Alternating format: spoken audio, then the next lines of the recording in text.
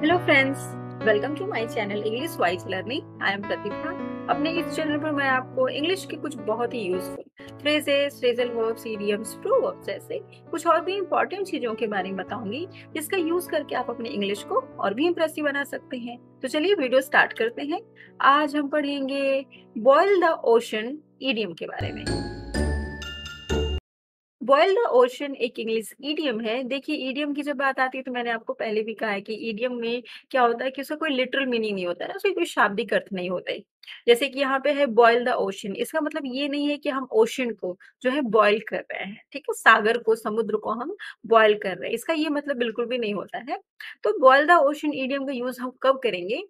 हम इस सिचुएशन में यूज करेंगे जब कोई ऐसा काम की बात कर रहा हो जो कि लगभग असंभव है, या फिर उस इंसान के बस की बात की नहीं है, वो उतना केपेबल नहीं है उस काम को करने की, और वो वैसी बातें कर रहा हो। जैसे कि हम और आप नॉर्मल इंसान है, ठीक है, तो हम अगर स्पेस पे जाने की बातें करें, है ना, जिस जो कि हमारा फील्ड ही नहीं है, एक तरह से हम कह सकते हैं, ऐसा कोई प्रोजेक्ट की बातें करें, ऐसा कोई काम की बातें करें कि मैं ये करना चाहता हूँ, मैं वो करूंगा, तो उस केस में हम जो है इस इडियम का यूज कर सकते हैं, बॉयल द ओशन का। चलिए थोड़ा डिटेल में इसकी मीनिंग को देख लेते हैं।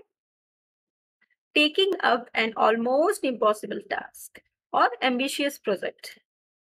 चलिए हम हिंदी में इसकी मीनिंग को देख लेते हैं।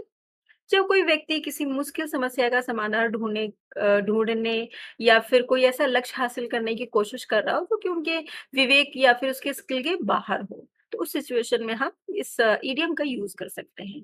तो आप लोगों ने हिंदी और इंग्लिश दोनों में बॉयल द ओशन इडियम की मीनिंग को भी समझ लिया। अब हम देखेंगे उसे सेंटेंस में कैसे यूज करना है। इसके लिए हम इसके कुछ एग्जाम्पल्स को देखेंगे। इसका फर्स्ट एग्जाम्पल है, don't attempt too many business questions and hypotheses at once.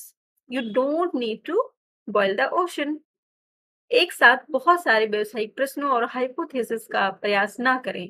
आपको समुद्र को उबालने की आवश्यकता नहीं है। देखिए, यहाँ पे जो इडियम है बॉयल द ओशन, यहाँ पे आप उसको जरूरी नहीं है कि आप वैसे ही हिंदी में ट्रांसलेट करके बोले, आप उसको वहां पे बीच में बॉयल द ओशन इंग्लिश में भी बोल सकते हैं। चलिए हम इसका एक और एग्जाम्पल देखते हैं। इसका सेकेंड एग्जाम्पल है, he is still boiling the ocean, trying to find and reassemble the document from the shredded wing.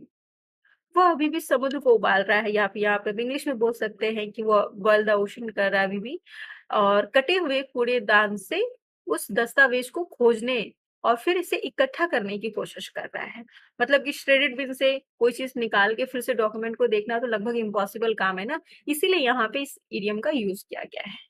तो आप लोगों ने हिंदी और इंग्लिश दोनों में बॉयल द ओशन इडियम की मीनिंग को भी देख लिया, और उसे सेंटेंस में कैसे यूज करना है ये भी आप लोगों ने देख लिया। अब हम चलते हैं प्रैक्टिस सेट की तरफ, तो रेडी हो जाइए प्रैक्टिस सेट के लिए।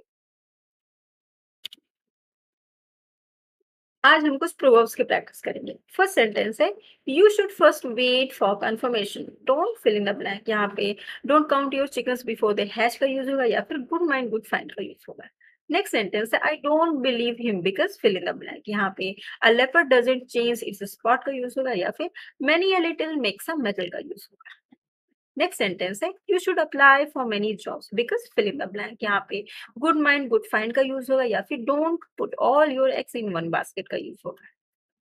नेक्स्ट सेंटेंस है, he thinks my life is better but fill in the blank. यहाँ पे गुड माइंड गुड फाइंड का यूज होगा, या फिर the grass is greener on the other side of the fence का यूज होगा। नेक्स्ट सेंटेंस है, she is kind like her mother it seems fill in the blank.